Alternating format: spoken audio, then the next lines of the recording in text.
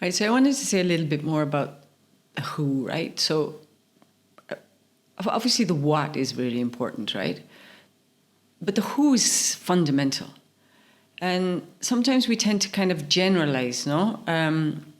When we think about who is going to benefit from the program or the intervention that we're going to implement.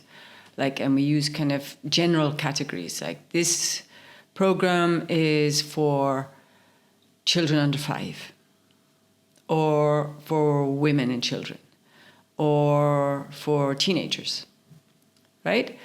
But within those broad categories, we have to dig deeper, right? Because within the different categories, there will be different groups, different segments, different issues with access, mobility, whatever, yeah? And we have to analyze those, because when we are making our design, like our door key, to fit well and to be accessible easily to the people that we consider to be a priority, we have to understand them, right?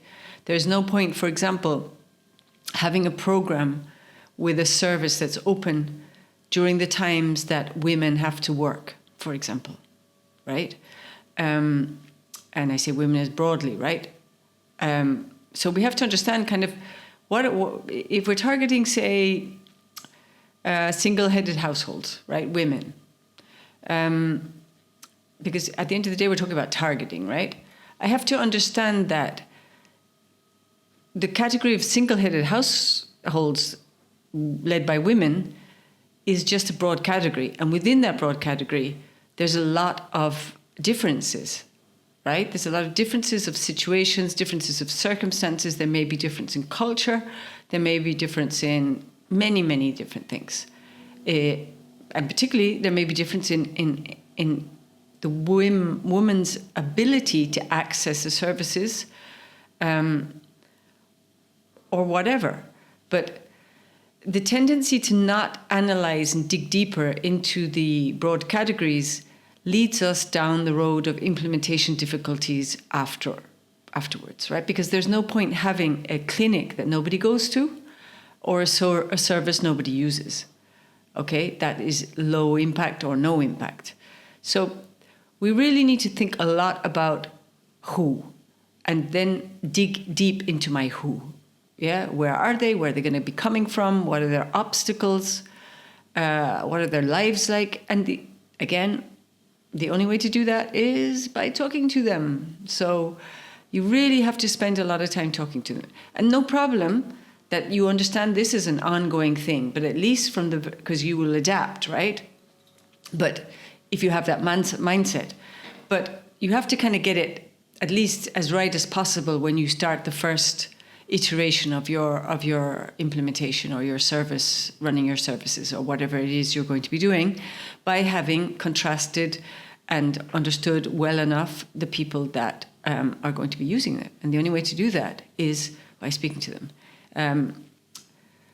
The analogy I gave before of other times of if I live in a village of 1,000 people, right, which is relatively small, and I talk about women in this village, it's ridiculous, right? Because there are different cultures living in this village, there are different age groups living in this village, and every woman has a different circumstance, a different family circumstances, different work circumstances, different financial circumstances. So if I decide, okay, I'm going to go into the mayor's office and find out about the women in this village, who are the vulnerable ones, for example, that's not going to work, right? Because what does the mayor know? Yeah, the mayor might know some anecdotal stuff about something, or maybe speaking from their own political or economical interest, but you really have to get to know, and there are different methodologies, obviously, the women, if that's your target, I'm just using it as an example, who you want to use your services, right? And it's the same goes if you're targeting children, right? Yes, you need to understand the children, but you need to understand the families, because after all, a child isn't going to bring themselves to the service, right? It's somebody else. And you need to understand if you're running a service for a child that involves moving from one place to another, for example, for a clinic or a program or some sessions or whatever, then who's going to be bringing that child? Who's going to be taking care of that child? You need to understand that, and what obstacles may be involved in that child not being brought to the services that you are providing. So spending a lot of time on understanding my who is very important, right? And digging and spending a lot of time talking. Sometimes we think we don't have time to do all that. Yes, you do, right? Usually you have both resources and time.